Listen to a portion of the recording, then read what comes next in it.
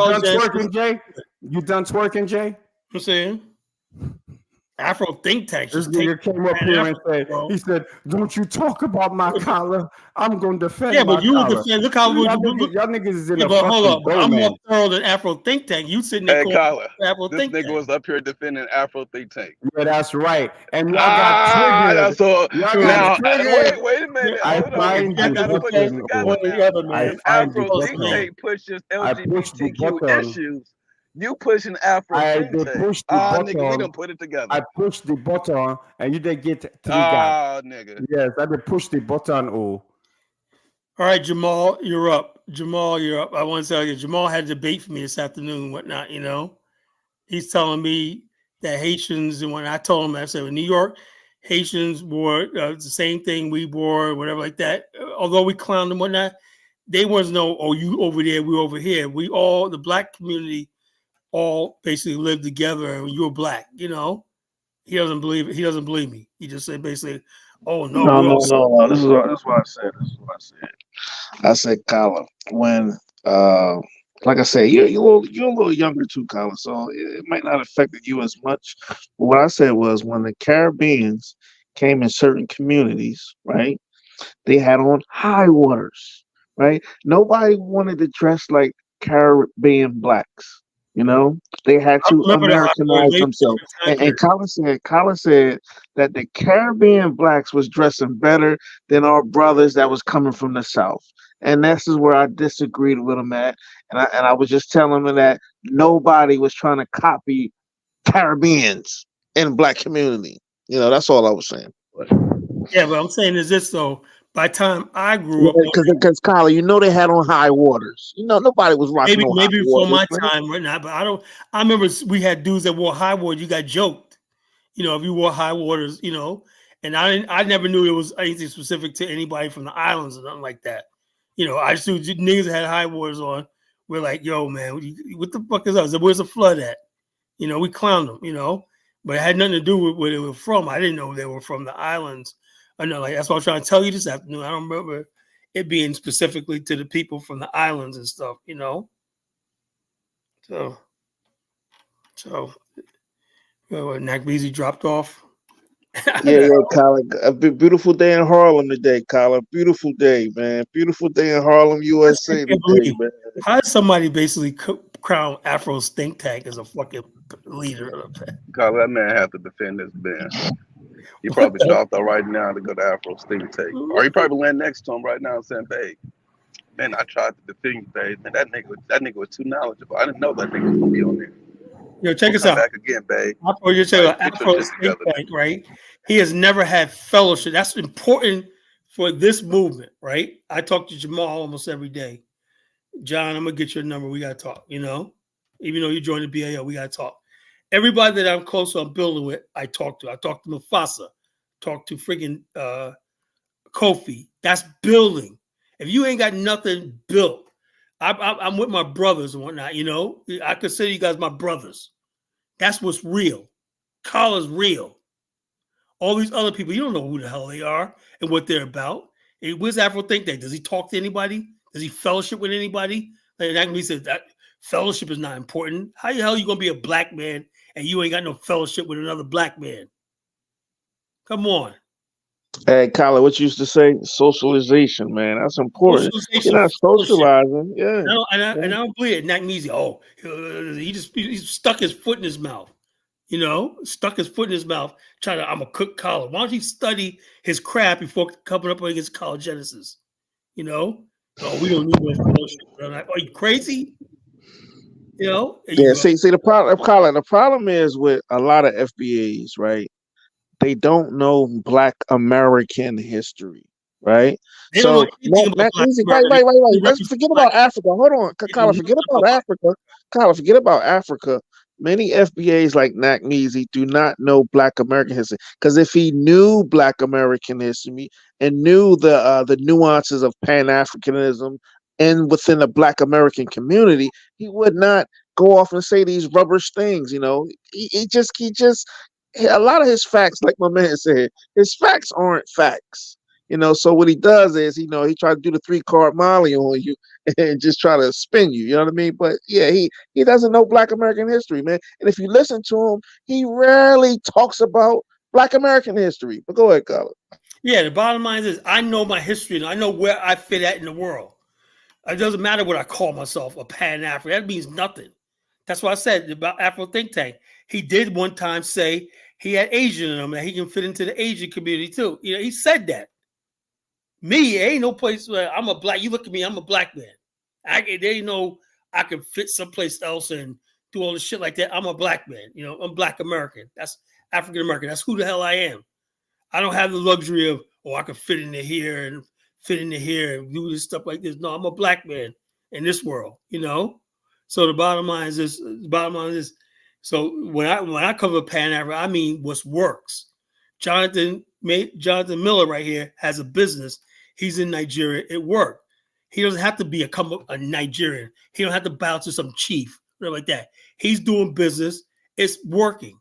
That's what I said. My most logical, achievable, reasonable, and practical. Hey, but Colin, brother Jonathan, he didn't change his name to Babatunde. You mean? Babatunde. Hey, John, you gonna take yourself to Babatunde Miller? I ain't changing my damn name for shit. Come on, man. We ain't doing You none make of that Nakmeezy shit. happy, man. You know. Hey, Babatunde Chimiwe. You know, long straw Babatunde, you know. The bottom line is when you have fellowship with other Black people, you're comfortable in your identity that you could have these arguments and stuff like that and understand where we're coming from, you know. I'm not friggin' somebody like this. I'm like this right now at the crossroads. At 35 years of this movement, I'm at a crossroads in my life. Like, do I want to continue doing this? You know, and I don't see it. I'm seeing who was telling me, you know, my boy Nee Sampa was telling me today. He said, man, I'm gonna tell you right now. He said, the stuff I'm hearing, vitriol towards Black Americans, I'm hearing coming from the Caribbean and the UK and Africa, man, it's disheartening. It's dangerous, you know? And I'm saying, where's all this hatred for us coming from? So I can't call myself a Pan-Africanist if I don't defend my people first. You know? Afro's think tank doesn't do that. He's one of these Black hippies. He love peace and get the hell out of here with that shit. I'm not like that type of person. I will bust you upside the head. You know, that's the type of person I am.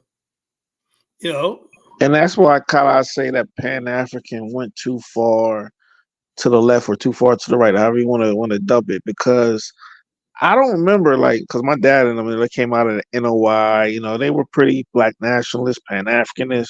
I don't remember them going this far astray where they wasn't, you know, valuing their community. They wasn't valuing themselves as people. When I remember growing up, is my Uncle Michael used to have like friends from like, he used to have these one real dark skinned dudes from India. You ever said, I don't know what these people are. They got black skin and whatnot. They used to bring them around when I was like, who's this? Yeah, he had the straight hair, but he was black. Uncle Michael used to bring Nigerians to the grandma's house and whatnot. And this, that, you know, they came into our family. It was all about being Black. You know, we're Black. Yeah, but Colin, they wasn't globalists either, though. You know, they were still taking care of their community, being active in their community. You know, doing things like that. I think what happened is this Pan-African thing. Everybody's a goddamn globalist now. You know, I ain't got to take care of my community. A lot of people that get online and they don't have no socialization. Like me, I used to have study groups in Norfolk, you know, where I got other Black nationalists, and we get together. We have debates. We have some Nation of Islam people there. We have some Black cultural people there and stuff like that. That's what I came up under. This social media, you could be an incel like Afro's think tank and just sit there in a corner in your car all the time, running your freaking mouth, and then somebody like Nakmeezy crown you the new Pan-Africans. Are you freaking kidding me? You have no socialization. You have nothing. You ain't built nothing with nobody. You know, that's what I'm talking about.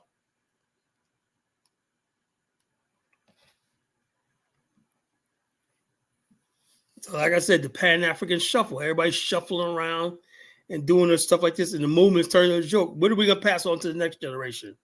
This foolishness? People are going to look at us and say, you want me to be a Pan-Africanist?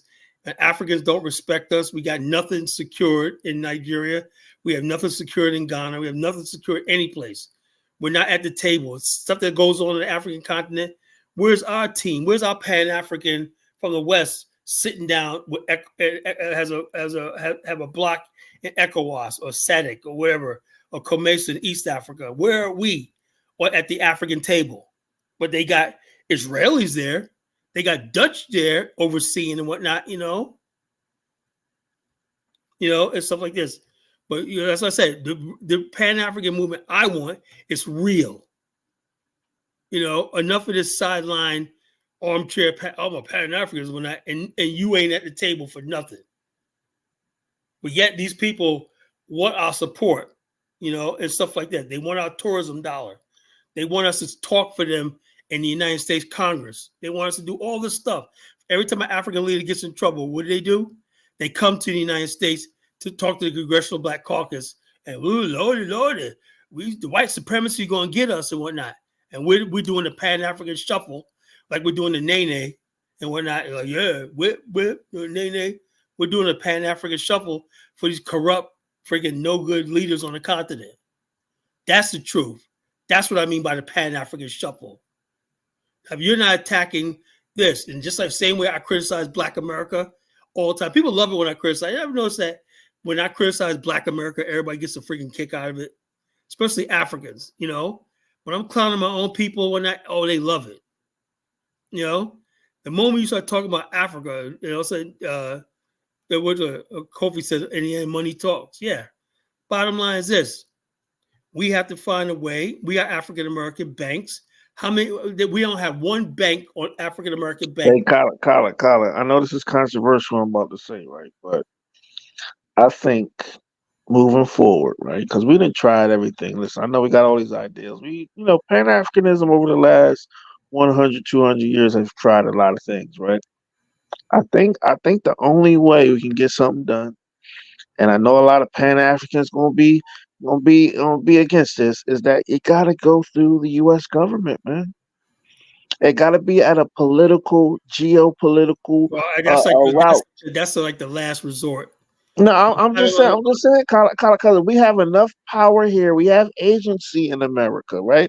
We have people we vote in office, you know. We have trade deals. Personally, bro. Yes, okay. Right. I'm just saying, I know it's controversial, but I'm just saying, we didn't try everything. Yeah, but who's going to be the Pan-Africanist to do that? You know, I won't do it. No, not as a Pan-African. You could go through. He's correct. Go through the American government, but not as a Pan-African, as a pan-Blackism. It has to be Black power going through the American government. He's correct. That's the only way we're gonna get something done, man. Well, yeah, you would have to get somebody that basically. I probably couldn't do it because of my background and the shit I've said over the years and whatnot. I don't have a clean record. You know, it has to be somebody that basically got a clean record. It don't even have to be one person, Colin. It can be a team. What they call think tanks. You know, it can be a group. Yeah, it don't have to be one person. Yeah, 100%. That's he's right on it. That is all it needs. Learn from the Zionists. All you need is a small group of Black people that are tightly organized, just like the Zionists. A lot of the Jews didn't know about the Zionists. They organized themselves and they said, we represent all Jews and we want a land for all Jews. Why? Because there's a lot of Jews never ever heard of them, but they heard of them when they started getting power. So the same model, it's worked already. You need a small group of Black people. Well, we have the Garvey movement, the UNIA movement in America. They ain't doing jack. They claim to be doing it, but they don't. But these guys don't want an Afghanistan. Like I said, the universal Negro. You have to come through Black. That's the magic word. It's the only direct counter to white supremacy. You have to use that word. Say we want a Black African infrastructure. That means whatever the white man has, banking, finance, military, we need our own Black African infrastructure. That's what we're talking about. 100%. But we have to drop. You have to emphasize the Black and drop the African a bit. Sorry. Because the African is a bit confused. Black is clear. Black is not when I say Pan-African, I'm talking about Black people. I'm like Black. Yeah, but the word African is not Black enough. You got people now, and I bet you Afro's think tank thinks that white people could be Africans, you know? Exactly. That's why I put there, what is the definition of an African? Go around in circles. When you come from the foundation of Black, because that counters directly the white supremacy expressed within currency, finance, and culture. It has to be but what the brother said, it has to be through the power, the American government. It has to be a tightly organized small group of Black people, just like the Zionists did. The Zionists got themselves together, tight organization, and they went straight for the power. It's going to be the same thing with a small group of Black people, and they go straight to the power. They don't care if you know about them or not. They don't care. You will know about them when they deliver what they got to deliver, just like the Zionists did. They don't care if you didn't hear about them. He's right, because what did the Jews do? They went through the United States government, the powers that be. Look at a lot of the South Koreans. These guys went through government, man. Yes. Yeah, we don't have one country in Africa that will host us. But I'm just saying. You don't need. Listen, the Zionists had no land. It just shows you that a group of people tightly organized, they end up getting land. They get given land. Why? Because of their tightness in the organization. They got a government to give them land. Think about that. They had no land. So all you need is a small group of black people, tight. When I say tight, it's going to be really tight. Tightly organized like the Zionists. And then you'll find that other nations that want to associate themselves or see any value in associating themselves with this group, they're going to say, okay, we're not going to give you any land, but we're going to give you this embassy. We're going to give you this building. Oh, okay, we're going to give you a little piece of land. The nations, the countries will give you land, just like the British government gave the Zionists. Give them the land. So it's all boils down to the tightness of organization. The Zionists did not care if you thought they were Jews or not, or if they were real Jews. They're not arguing with you. We are the Jews. We want a homeland for the Jews. Now, if you don't like it, you're not Jewish. We are the ones now, because we are tightly organized. We have our networks. So we are now the new definition of what it means to be Jewish. And how can you argue with us? We got a government to give us land. You know something? You know how far we could have got in the Pan-African world if we did ally with the United States and everything, but we always sided with Africa, even when they were dead wrong on everything. That's the way it is, you know. If you basically say, okay, United States government, whatever like that, is doing something in Africa or whatever like that, and they say, oh, America, blah, blah, blah, blah, blah, blah. And we cut off our nose to spite our face. You know, maybe there needs to be a change. I don't know. I still think it's dangerous, you know, engaging the U.S. government. Drop the African. Sorry, drop the African. Black. The power is in the word and in the identity of blackness. So I don't know what this idea of people think somebody's a pan. That means Pan-African really means nothing. It just means unity among black people and everything. Now, whether it translates to something tangible, that's another story. You know, everybody could be a Pan-Africanist, right? But the bottom line is this: if it ain't translating to power and money, it means nothing. Nothing. And the power is in tight organization around a clearly defined entity. Nobody is clearly defining what an African is. There's too many, it's all over the place. But mixed, when you come with race, right, it's sharp. Yeah? Mixed race is not black. Sorry. Yeah. That's why I question people's racial loyalty nowadays. You know, if you tell me you're part Asian, I'm like, gone. That's it. They can't. No, out. Gone. No, sorry, I can't rock with you. Yeah, and the Zionists were very clear. Nakmeezy's in, but bottom line is, I don't rock with people. That doesn't mean I can be cool with you. I have nieces and nephews that are mixed race, but not this. Yeah, that's right. When it comes to power, it's just like an engine, like petrol. If you light a match and you throw the match in petrol, it's boom, it just blows up. But when you got to build the engine to direct the power. So the engine is solid. If the engine is not tight, if the engine is not strong, the power will blow it up. It can't handle the power. So in social context, the engine has to be clarification of identity. There can be no flaw in the foundational clarification of identity, because any weakness in your identity, then it's going to blow up. When the money comes in, it's going to blow up. It can't handle power. To handle power, you got to be clear about identity. No flaw. No argument. You are in or you are out. That's it. If you're out, we can still do business. But the core has to be tight, like the Zionists, they showed you. And the core deals with the power. And that's why. And that's when you send your representative to go and speak to the power, that representative have to have a tight group behind him. That's why I don't agree with the FBA. On one hand, they say they're foundational Black America, but yet Tariq's wife is half white and he lives with a white woman. And that's finished, gone. You know what I'm saying? Gone. I'm sorry. The bottom line is I can't start compromising with these people. Yeah, because she's black though. No, the bottom line is that she's mixed race. She's culturally black. She grew up in a black society. But hold on, but the bottom line is she's freaking mixed race. No, mixed race is not black.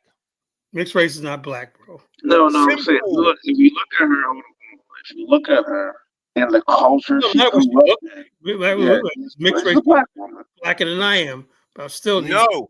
Mixed race is not black. That is why the word mixed is there. Yeah, I understand that. Right? But in the context of America, she is a black woman. It doesn't matter.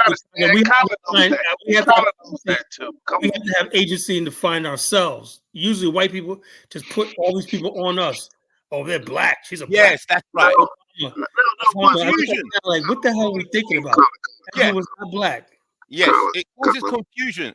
And then, therefore, you can't organize tightly and effectively because then people start saying, look, you have to clarify blackness and that's it. Then you can now start organizing. Then you can start moving. And then you can send a representative of your newly formed tight international black organization. A representative will then go and speak to the power. The thing is, we already defined that hundreds of years ago. And Colin know that too. He's trying to double back and find something on Tariq. Colin knows that. What? I know. At one time, mixed race people were black just like us. Those are the days of Jim Crow. Things have changed since then, Jamal. Oh, come on. I'm dead serious, man. Now I see. And she self-identifies as a black woman. Yeah, but you can't self-identify my ass. Yes, you can. Self-identify my ass, man. It's the organization that has defined. No, it's not all this stuff. No, the Zionists, they come together and then they see who is part of them. You can't just say I've self-identified as it. No. They decide it's their organization with their representative, and that representative is going to go and speak to the power. That representative can speak to the UK government, or it speaks to the American government. That representative is a representative of an organization that defines who can be a member. It's tight. Black. They say who's represent us. You know, that Amanda Seals. She's another one. She's mixed race. She's angry because she has that black blood. Amanda Seals is a black woman. Come on, Jamal. That's why I said the Pan African Shuffle. Jamal's doing the Pan African Shuffle right now. She has two black just why? Because she hates Trump. All they do is talk about Trump all day. That makes black. No, you find something on them that you don't like. Yeah, the bottom line is she's basically call herself black, but I don't accept her. You know, simple as that. You know, she's half white. They need to have their own category. Go over there. You know. So is Malcolm X black? Is he black, man? Malcolm X, his mother was black. His father was black. No, his mom was damn near white. Well, so the bottom line is, you look at Malcolm X, he was a black man. Come on, Colin, stop it. Obama, no. Obama was a friggin' mixed race guy. Well, one of your parents, one of your parents have to be black. You know. Yeah, but we can't go by. We got to go by the American standards. That's the land. That's the law. I don't go by. Look, I don't go by. You can't go by the global standards. No, the American standards too weak. We go by British standards. They make blackness clear. That's why I use the word. I use the code IC3 because IC3, the British system is tight when it comes to race. IC1 is northern. They even separate whiteness. Learn from the white people. They say IC1 is white Northern European. IC2 is dark Southern European. They separate the two whites. IC3 is black. IC4 is Asian, as in Indian, dark South Asian. IC5 is Chinese, Oriental. IC6 is mixed race and Arab. They put mixed race people with the Arabs, and there's a specific code for them, IC6. So the British system is tight, and they use it for security internationally, like G4S, all the policing in the world. You got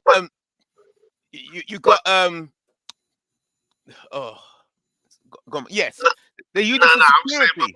But if we do all this, man, I think we're complicating the thing. I think we already. It's complicating.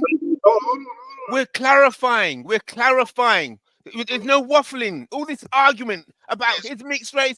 No, listen. Mixed race people are IC6. That is the code. It's hard. It's security. That's what police use. It's government code. We being colorist now, man. Come on. It's definitely to do with color. As under colors, your lineage, your background, Now when we coming like Adolf Hitler, racial. Yeah, that's what. Well, you have to go that. Yeah, it has to be that way. You're gonna have to go to that level. That's how serious it gets.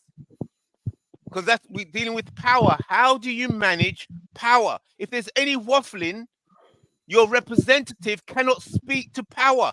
Power has to speak to power. If your group is waffling over identity, you can never send a representative to go and deal with the power. You'll always be weak. So let me ask y'all a question, right? Okay, let's say we have a mulatto, right? Pardon? Say they have a white. I can hardly hear you. I think your mic. Can you hear me? Can you hear me? Yeah. Now you sound clear.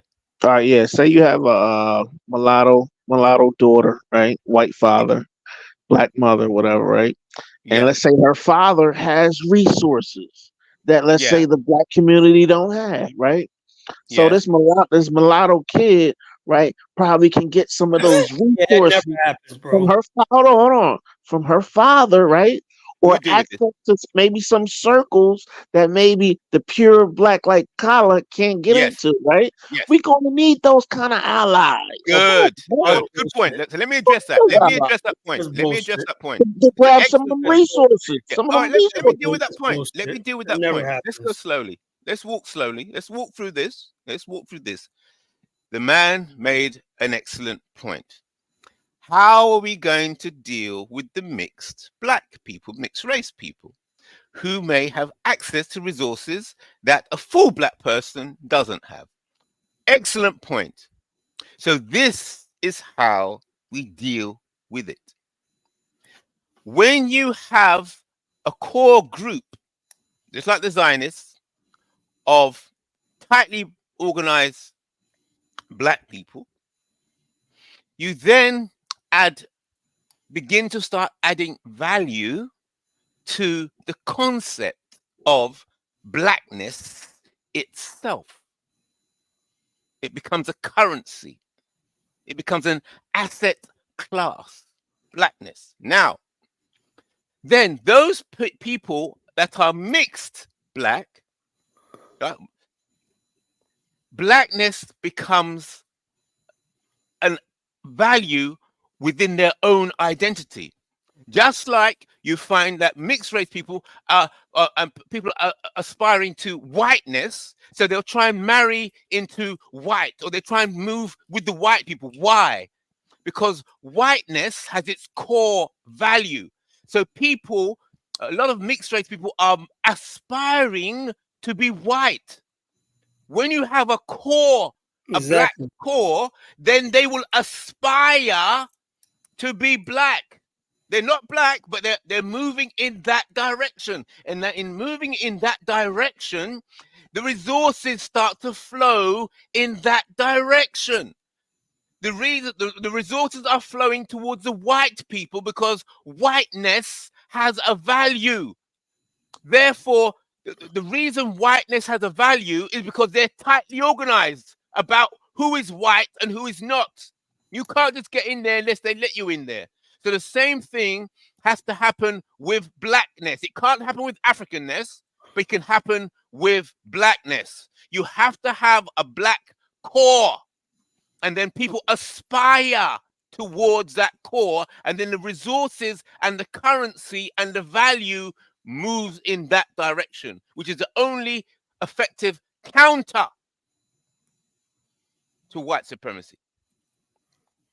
Yeah, because black people worship mixed race people so much.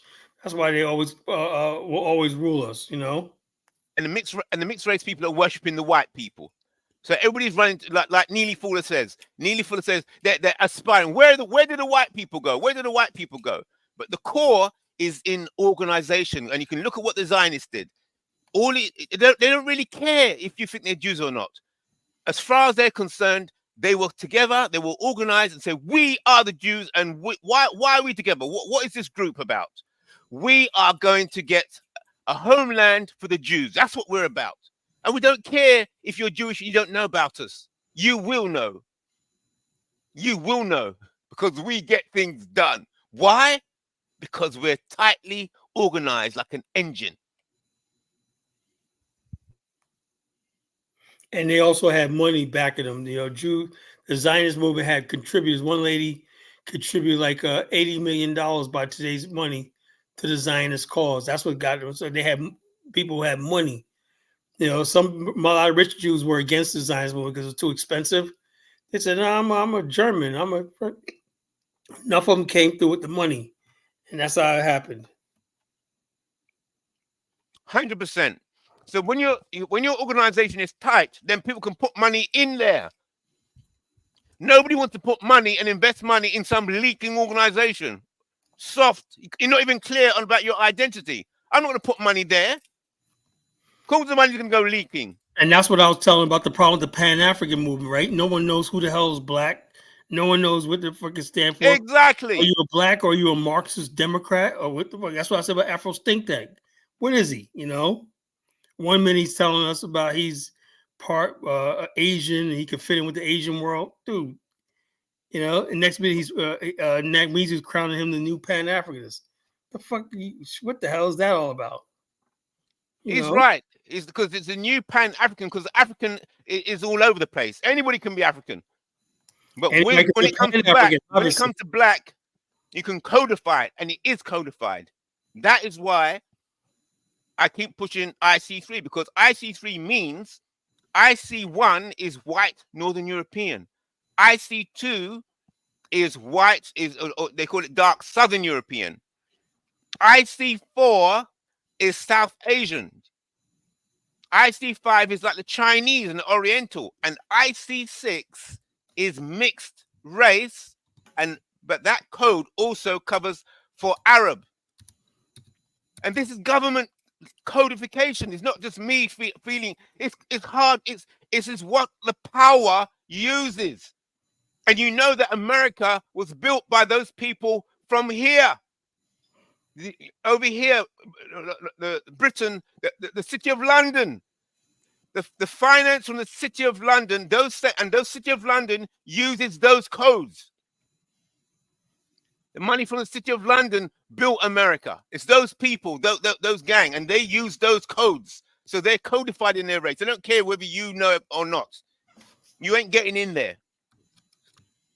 You can only aspire to be white. So bleach your skin with your skin bleaching cream. You're not going to get in with your skin bleaching cream. We define what whiteness is and who white people are. So we need a core group like that, who's clear on what it means to be black. And then those people who, once they define clarity on blackness, they can say all Africans are black. And if somebody wants to say, "Oh no, they're not," "Oh no," we don't care what you've got to say. As far as we're concerned, this order says this is what black people, and we say all Africans are black. We'll say, "Well, I'm not black, but you're not African as far as we're concerned." "Yeah, but I'm mixed." "You're not African as far as we're concerned. We define it. Because why? Because we've clearly defined ourselves. So people can invest in us because you know where we stand. No way when people put money and investment in a group that's not clearly organized, not clearly, without the identity clearly defined. And that's why the Pan-African movement is dead on arrival, because no one can define what an African is. You know, how can you be? Yeah. No one knows what and what you just said there, I didn't know that all that money going towards the Zionists. Why?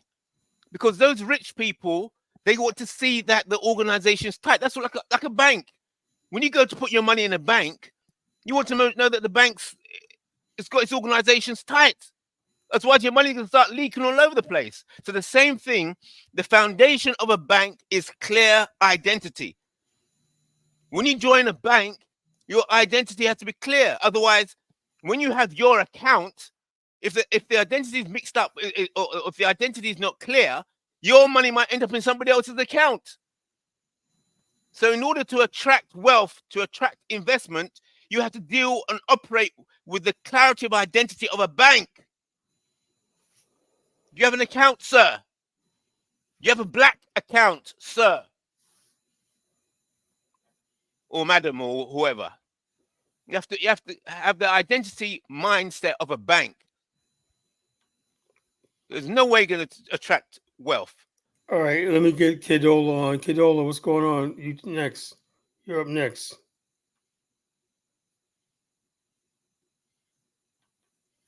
Kedola sleep. Lozy, go ahead. Yeah, sleep, Kala. Can I go in?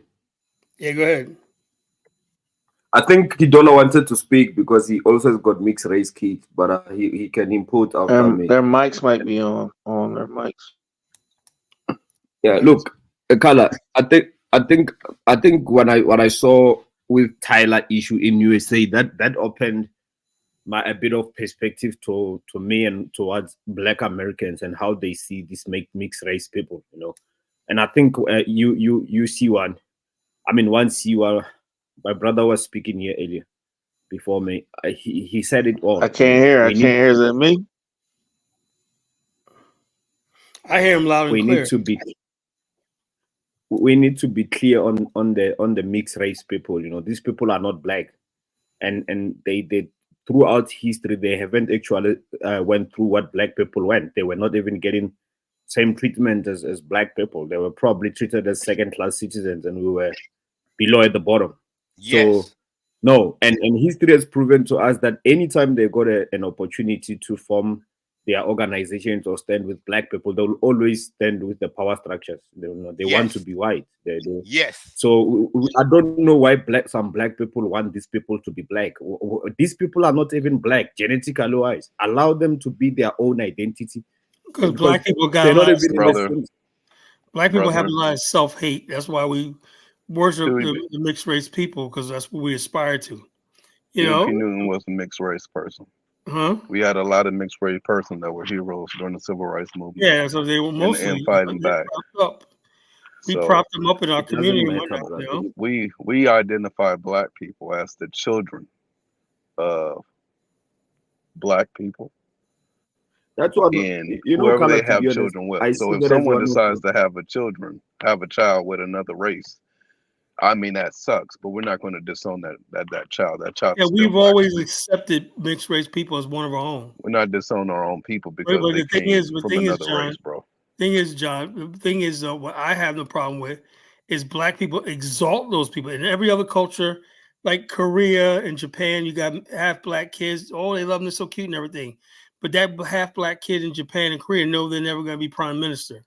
You know what I'm saying? Here in Black America, right? Person could be mixed race, whatever like that. He knows he can climb to the top of Black American society. That's the problem. And nobody, that's a question. That's the uncomfortable truth nobody wants to talk about. Look, some black people can keep pandering. I acknowledge that we got to deal with that problem ourselves. We don't take it out on them because it's not like they chose, hey, I want to be a mixed baby, right? That's the problem that we got to deal with. That's besides the point, man. Their priorities are all over, man. At the end of the day, They have proven to us that whenever they can get a chance to sit with the white people on the table, they will pick that table over a black table. Why, man? I don't understand this, man. This is very simple. How has mixed race people benefited? We got people that's blacker than black over here caping the white people. Yeah, but the whole thing is, but like it's girl Yeah, it Taylor. doesn't matter. Now the girl Tyler situation was different because colored is actually. She said she's colored. That's not a disrespect. She's hold colored. on. I see. Me personally, I understand South Africa. I know what that means by she's colored. That's a community. That's a culture. You know, in America, that looks like that we're saying I'm not really black, whatever like that. Black people in America don't understand. In the South African context, yeah, she's colored. That's a culture. They speak what Khoisan and Afrikaans. They have different ways of doing things, different foods, different whatever like that. It's a culture, you know, and so therefore it's different than in America. What's similar to us is the black people with mixed race ancestors, like my family in North Carolina and whatnot. You know, I got family members. I look at my family members that pass for white. And the bottom line is this, and then I got family members right there in the same gathering. Look at old pictures, whatnot, black as ace of spades, all in the same thing. We mix together, you know. But in South Africa is different. Black is defined by your native tongue. In America, the colored and the blacks had the same culture. Okay, look, Kala. So the most important thing here is this fact. The system, the white supremacy global system, doesn't treat white mixed race people as compared to black people. They don't treat us the same. Historically, it has been the case as well. Anywhere where colonization happened or invasion happened, when there were mixed race kids, they didn't get the same equal treatment as black. It doesn't matter whether we have got black people who are sellouts in our communities. At the end of the day, mixed race people are not black, and they will never be seen as black, and they will always run for their privileges as well, their favorite positions whenever they're given an opportunity. These people are not black. It's really that simple. Yeah, they are mixed race people. I would say like this, Lozy. They're only human. Like which we call there's one guy. Drop the human. It doesn't Check work. out there, human. Check this out. No, let me say this, right? I used to know this one guy in Virginia Beach a long time ago. His name was Larry Johnson, right? Dude was like, he was supposed to be an NBA player, real tall dude, light-skinned dude, like Steph Curry light-skinned, you know? But the bottom line is I used to watch him over the years, right? And he would be able to get into things where he'd be the only black person, you know? He used that light-skinned privilege to get a lot of doors, you know? I see him one night. He's hanging on with somebody. Oh, yeah, I'm doing this right now. Like, what are you doing right? Oh, yeah, I'm with my son. And he's with his white colleagues, whatever like that. And this guy wasn't that smart. But the bottom line is this. His family lived in the projects, you know? And so basically I was like, you know, last time I saw him was at the club. I was just doing security at the club, man. And I told him, I said, look, I can't let you in for free. Everybody tried to get in free. I said, no, I can't let you in. I'm like, Larry, I thought we were cool. Yeah, we're cool, but I got a job to do. But anyway, that's not here or there. But my point I'm trying to make is, you know, he always had that option. Even though when you talk to him, he's like a real brother down and everything like that. He knew that friggin' high yellow, that Steph Curry Drake. He's like Drake's color, you know? He knew he can go into certain things that other black people can't get into, you know? But he was only taking that's the point. And that's exactly the point, Carla. They always got favor. I mean, how did you end up with the house Negrons in USA? You ended up with the house Negrons because they were light, they were mixed race most of the time, and they were lighter skin more than the dark folks. The dark folks were outside the house of the master. So why all of a sudden you guys want to act as if these people are the same with black people? Mixed race people are not black, and they are aware of that. They are aware of their own privileges, and they play both sides just to get privilege on both sides. We must be clear about these things. It's really that simple. It's not complicated. Yeah, but I also think that the house Negro and the field Negro is a complex thing. You gotta understand, a lot of those biracial people in the plantations, a lot of them were the master's daughters, sons, right?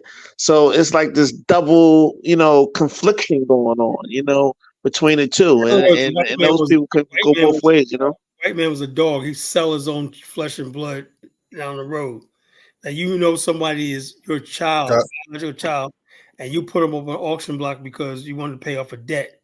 That's why I said and there's no forgiveness for slavery. You know, as one thing, you talk about Pan-Africanism, whatever like that.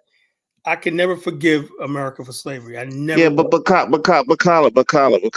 I will say this, right? Those folks at that time, they were people of their time, man. You know, listen, at that time, Collar, at that time, damn near 70% of the world was probably either in slavery under a monarch or some kind of chief. Or not, you know, they were people of their time, Colin. I know, but the difference between us and them is the fact that people were allowed to keep their culture. They're allowed to keep some sort of their humanity. Like, who's it? Jenko always says, a Jamaican guy. He says, black people lost their humanity. You know, that means you could have something like that, and somebody just grab you up and sell you like a chicken or a goat and everything like that. That wasn't happening around the world. Yeah, but you had whole ethnic lose their groups. balls. They cut off their dick in the Arab slave trade. So yeah, the Arab slave trade was crazy. Yeah, so in the West, they say, oh, you lose your identity, right? In the East, you lose your genitals. Either way it goes, it's anti-black. Yeah, East West. Which one do you want? You want you lose your sex organs or lose your identity? Either way it goes, it's anti-black. That's what it is. Keep it simple. I want to keep it simple, but I'm very curious now. I agree because go ahead. I want to know how did they go in and get people like that? Did the African blacks not see these people, or were they complicit? Well, my whole thing is what I've studied, right, was that it took many years for Africa to be like sort of like complicit in it. In other words, people showed up on the coast and everything. And remember something, they were selling prisoners of war, and the slave trade existed in Africa. Now, Africans will say that they had no idea what they were selling their people into. But how could you look at whole cramped castles and slave dungeons and go to martial slave ships and not think the worst of what's going to happen to somebody? You know, that has to be answered for.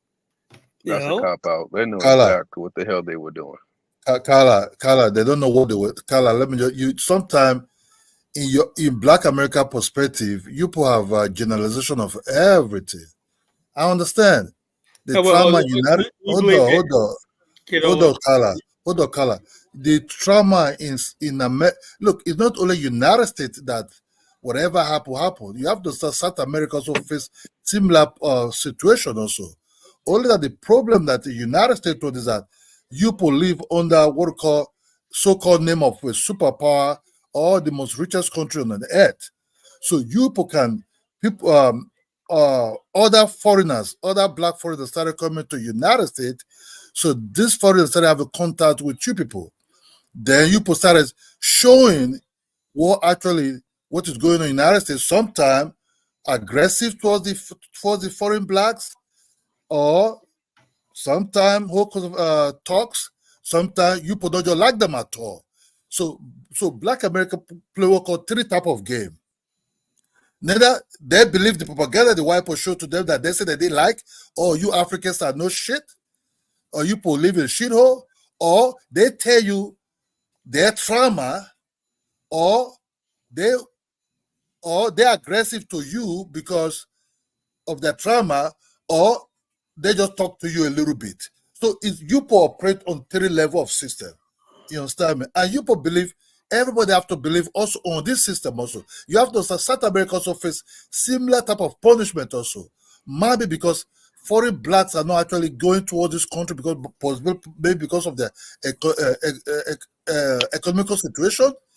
But those who actually never really behave the way sometimes we say, oh, Black Americans are also behaving also. Maybe because there's no really contact like that with other foreign black. Not really. Maybe Jamaicans, not really. If you go to other countries like Suriname, if you go to other countries like Curacao, if you go to countries like all this kind of Ecuador, Guatemala, there, these Negroes there. So you have to understand, you Black Americans in the United States want other foreign black to follow a particular pattern of system, which by your trauma and their trauma is a totally different type of trauma. Well, I agree. Let me say this, Kidola. I agree with that, right? You know, and a lot of black people, that's why I said we have a discussion, the Pan-African shuffle, because we expect the Nigerians to understand the black power struggle. And let's be honest also, Pan-African is rooted in trauma. You know, it's rooted in trauma. You know, if you are traumatized by the slave trade and everything, you make irrational decisions. I'm going to move to Ghana with no plan, no nothing, and starve, you know? And so the bottom line is this. And then when Africans come over here and they get along with whites, that traumatizes you too. How can you be with these white people? And after what they did to us and whatnot, when a Nigerian or a Ghanaian said, the white people didn't do shit to me. So why should I carry your trauma around?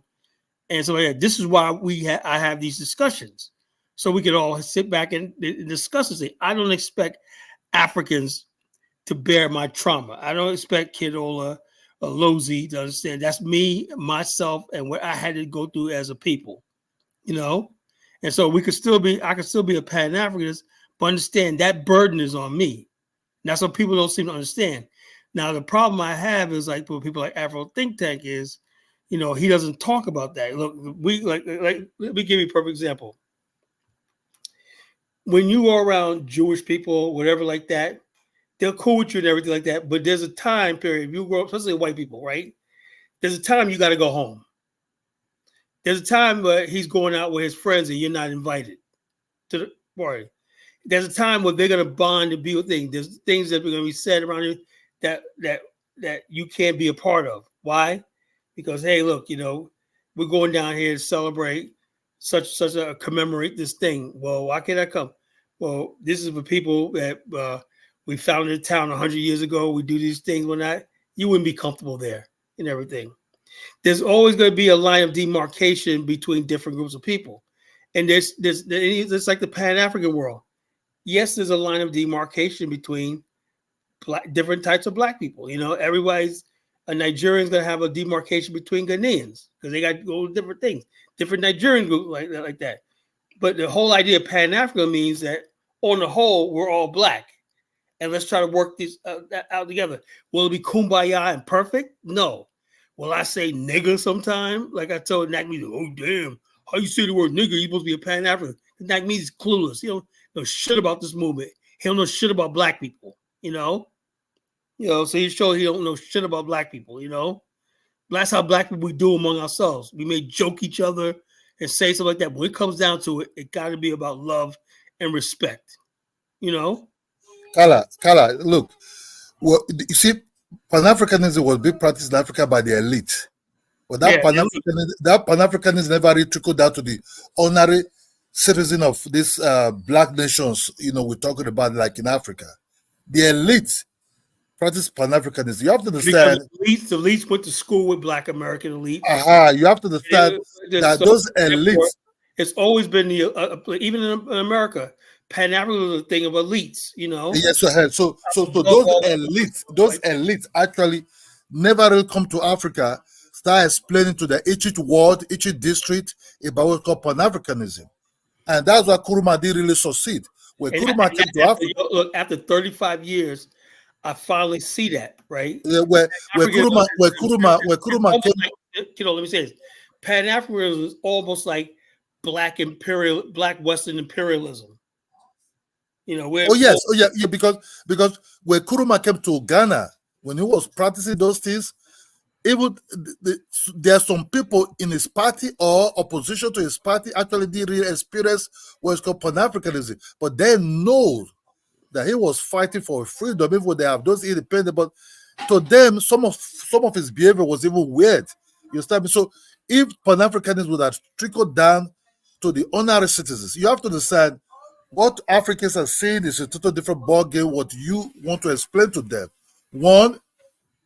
Look, in most of these African countries, right? Some of them have never really seen the white man. Even when they come across the white man, then they see the head session. That head session have to do when they're sick, because some of them are also missionaries also. So when you talk about real white men, some of them didn't just come as government workers like that to Africa. Some of them came as missionaries. They have hospitals. Mostly. Exactly. If you go to rural areas and you got the such and such Methodist mission, and they got schools and hospitals and clinics. They have schools and hospitals. So that when you does see, something. Hold up, that does something to the local people on the ground. It's like, okay, so they were like friends. They treat you. They ask you to hold on to your culture. Most white people that came to Africa really asked Africans to hold on to their culture. Really, that's why we didn't really lose our culture. And a lot of Pan-Africanists want Africans to lose their culture. They have to lose their culture and adopt black struggle culture from the West. So you see the difference. That's right. Where Pan-Africa started preaching about, we're all black, you want, but the other group of also other side, you must there are some greedy ancestors that do slavery with them, but the one we're seeing, they move around you, they visit your home. Some of them are Reverend Fathers. Some of them are Reverend Fathers plus daughters and nurses among those sisters. Yeah. They will come and visit you, especially visit the elderly men. When I mean elderly men, I'm talking about head of villages. Ask them, they'll sit with you, talk with you. You offer them drink. They will tell you they love your culture. They'll tell you, can you beat this drum for me? But what happened? They'll ask you, can you beat the drum? They'll tell you, hold on to this culture, don't lose it. You start But what happened? When you start experiencing their educational system, their healthcare system, they were nice to you and everything. But boom, you came to somewhere like United States or London. You have to understand the Jamaicans also, what we see now with the Black Americans, the Jamaicans also portrayed also in London also, in UK. Yes. So what happened in UK is this also. The Jamaicans thought they were a little bit higher than the Africans because they were they were a lot. I tell you the truth, they were a lot in UK because they came there to work on the Windrush. Even when the Africans joined the British also to fight the Second World War, but the Africans never really moved to London to build. Let me help you to build now.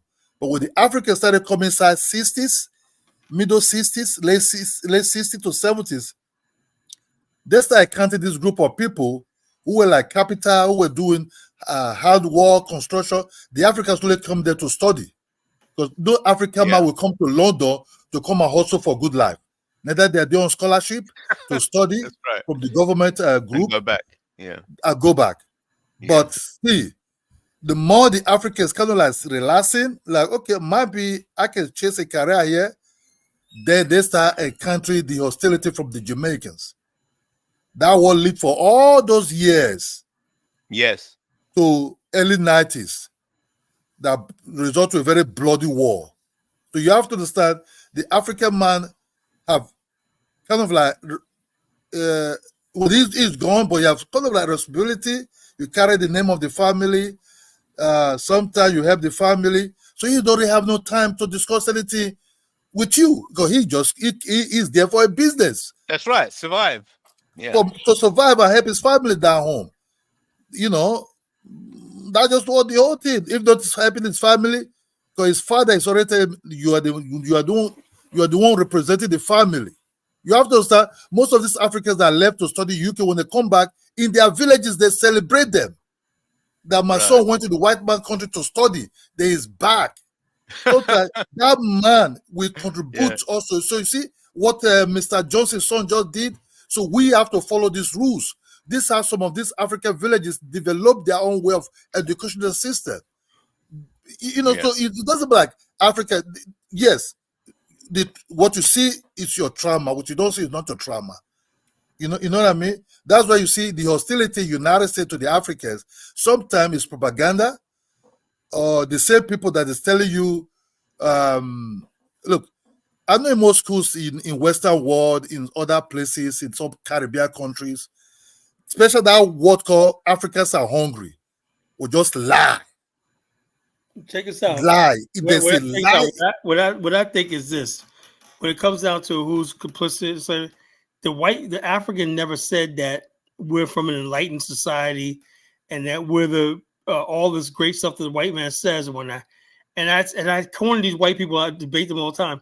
I said, if you're supposed to be so enlightened and everything like that, then why were you participating in the slave trade? Well, they were selling their own people. So just because somebody's selling, why are you buying? You know, so in other words, why they say, well, your people so why couldn't you guys be the bigger civilization and say that's wrong and whatnot? Yes. So, you know, so they never answer that question, and it goes crickets. No, geez, you know, Kala, slave trade in Africa did just start as a slave trade. You have to understand the white man came in the wrong time.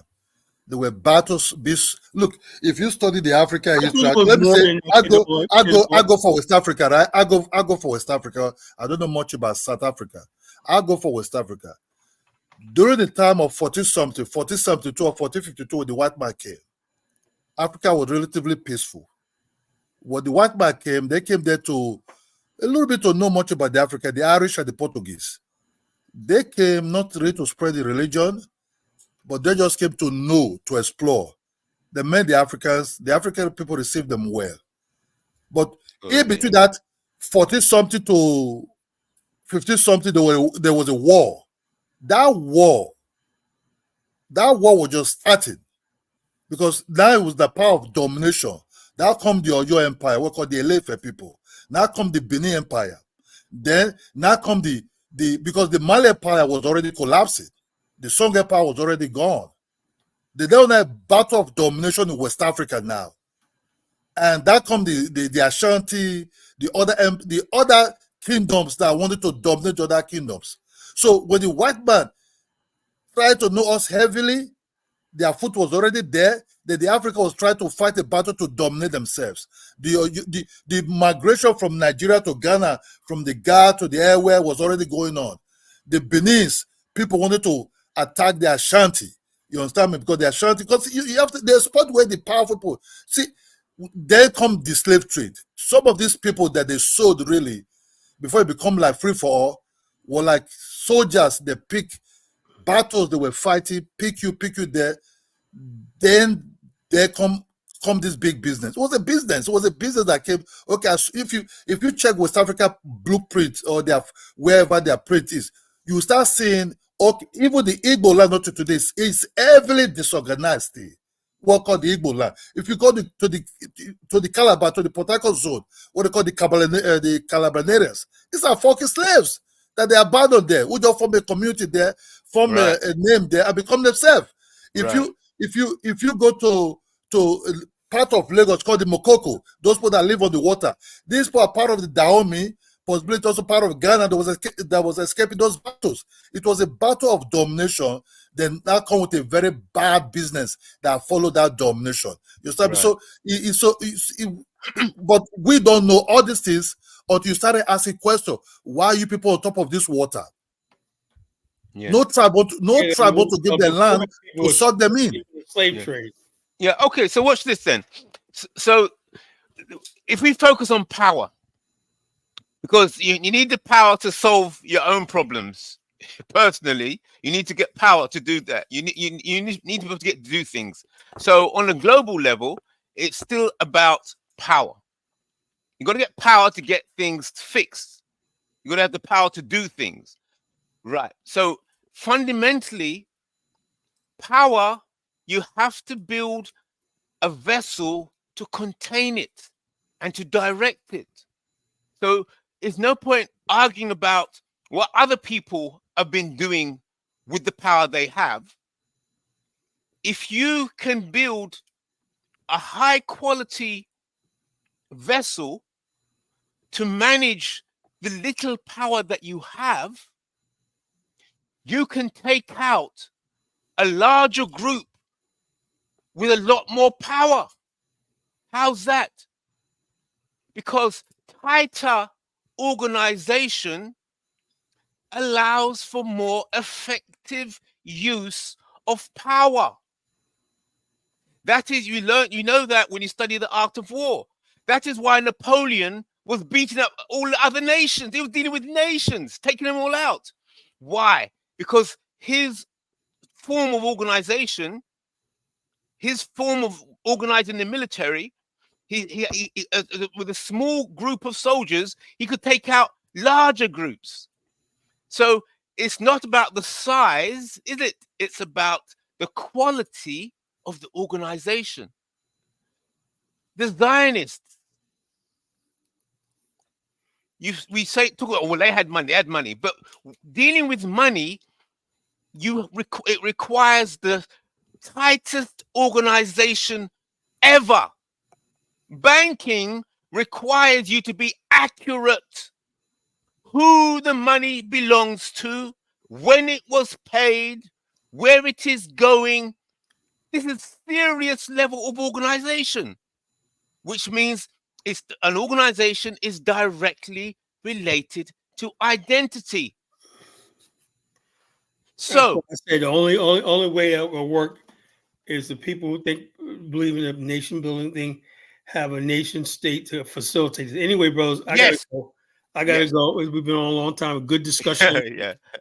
I'll be back sometime this week, everything like that. Probably Monday night. I'll probably be on, you know what I'm saying? So stay tuned. Thanks for freaking coming here. Thanks everybody for joining me. See you again. See you guys later. Black power.